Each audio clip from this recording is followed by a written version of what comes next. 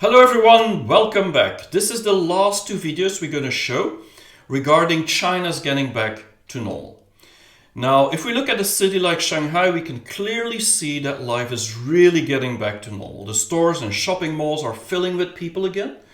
A lot of people aren't even wearing their masks anymore since a week or so. There's traffic jams everywhere, everybody's back to work, the logistics and the supply chains are active again, as well as the factories. So yes, life is getting back to normal. Now, I will show, together with my friend Temperance, these two videos about people. She's invited three of her best friends to give an interview or do an interview with them to talk about their feeling and how they experience this quarantine and this getting back to normal. I think it's going to be very interesting to watch the personal touch of Chinese and feeling during and post-corona. Saturday noon, I am on my way to meet a friend. 还是今天我们有一个 special guest， 他的名字是周乙。那你这段时间的心情是什么样的？这几个月，因为在中国，我们是从1月底春节之前的爆发，一直到现在，其实我们在北京还是处于一个相对来说比较慢的状态，所以这几个月你觉得你的心情是什么样？我觉得我的心情还是相对来说比较平和的，没有因为疫情给我带来特别多消极的方面。我觉得唯一让我觉得消极的事情是我不能出去了。哎呀，这是吗？是我。因为我以前是个特别喜欢，就是不喜欢待在家里，喜欢出去参加各种活动啊，或者是去健身啊，去郊游啊，这么个人。然后现在因为疫情，我只能待在家里。但是我的心情就是还是很平和，没有对我造成太大的影响。因为从我回来，我是跟我的父母一块儿生活，然后现在跟我男朋友一块儿生活，就是没有感到一些的不愉快吧。那你觉得这几个月你自己最大的成长或者收获是什么？成长或者收获，我觉得对我来说，我的成长还是说，我整个人慢下来了，而且这是一个很好的过渡。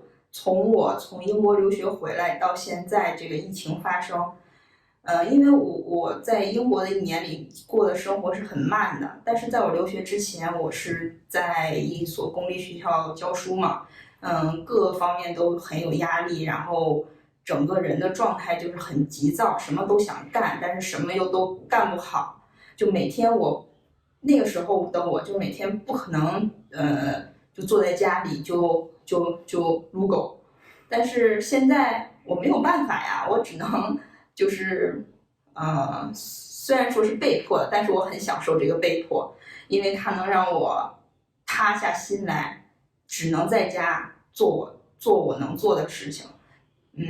我觉得这个是我的成长，就是让我觉得自己变得慢下来了，并且能够在这段时间反思自己，然后多多的看到自己的内在，而不是去把眼光跟不同的人交流之类的。So as you heard from the video, the interview with Zhou Yi, the friend of Temperance, it's very clear that her life is changing. The crisis has changed her life drastically. Before she was going out a lot, she was teaching like day and night, working, that rat race that we all know about Chinese, trying to make more money, be ambitious, get further in life quickly as possible. That has not all slowed down. And that has now slowed down because people feel that they could do other things. And it might sound strange, but actually China has been transformed so much over the past 5-6 years, but this crisis has even speeded that up and accelerated the willingness to change priorities and look at their own life and reflect on their own life more than just what society wants from them. And so I believe that due to the crisis, because of this crisis, hundreds of millions of Chinese are going to start prioritizing life much more and similar to what we have in Western Europe, in America. It's all going to be more about the other things in life that are more important than just making money and work. Hello， 你可能在之前的视频里看过整个的这个环境。对，我又回到了 WeWork， 然后这一次呢，我找到了我在 WeWork 的好朋友 Doris。嗨，然后 Doris 呢，她是，你还是介绍你自己吧。好的大家好，我是 Doris， 然后我目前是在一家外企做 HR Manager 这样一个职位。对，然后之前跟Temperance 的相识呢，也是在 WeWork， 就是她在我们的隔壁，对，是我们非常人见人爱的一个隔壁小姐姐。那说到你个人，就是你觉得这个疫情期间，你过去几个月，我们讲从1月23号爆发到现在已经将近3个月了，对你个人你觉得有什么影响？我觉得最显著的影响就是以肉眼可见的速度在家长胖，对，但是我觉得是有比较好的一些地方了，比如说这应该是最长的一段时间，就是我跟我老公2个人独处在家里将近3个月的一个时间吧。对，确实对我们的家庭关系以及2个人之间的这种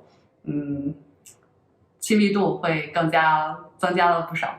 对，包括之前可能因为大家各自忙各自的工作，回到家之后交流会比较少嘛，那这个时间从早到晚的相互的陪伴，也是让我们看到了对方身上更多的一些优点，然后以及找到了更多兴趣点。对，我觉得对我的家庭关系来说是一个非常好的这样一个影响。那你觉得在过去因为我觉得对所有人来说，就现在这个时间都是非常特殊的时间，是所有人都想不到，但是必须经历过去的。那你觉得你在过去这几个月中有什么收获，或者是你觉得自己的成长吗？我觉得还是成长蛮大的。比如说我之前其实是一个对时事新闻不怎么关注的一个人，对，就是我会我自己会比较喜欢看一些像文学类的一些书籍，但是对这种世界局势的变化会比较少关心一些。对，但是现在经过整个事件之后，我确实能够感觉到整个国际舆论也好，或者是整个国际这种经济形势的一个变化，对，就会促使我在看更多关于一些这种经济类的这样一些书籍，或者是一些历史类的一些书籍。对，所以我觉得可能对我个人来说，会更从一个更大的格局去看待一件事情。对，这一点是让我比较喜欢的关于自己的一个变化吧。那最后一个问题就是，我之前大概和你讲过，可能这个视频它更多的受众是在欧洲的小伙伴们，然后我也给你讲过，我做这个事情大概的一个出发点，就是希望可能给大家更多的一个很真实的了解，我们作为这个个人 individual， 我们的生活是什么样的。那为什么你会同意来跟我做这个小的 interview 呢？首先我当时看到你给我发在微信上关于 YouTube 的那几条视频嘛，然后我也看了就是关于这个视频的一个初衷，然后以及你自己的一些记录。对，其实包括疫情刚开始爆发的时候，我跟我老公也有在用手机去拍摄这些视频，包括我们平常去到的一些地方现在变成什么样子，就是会有点点滴滴这样的一些记录。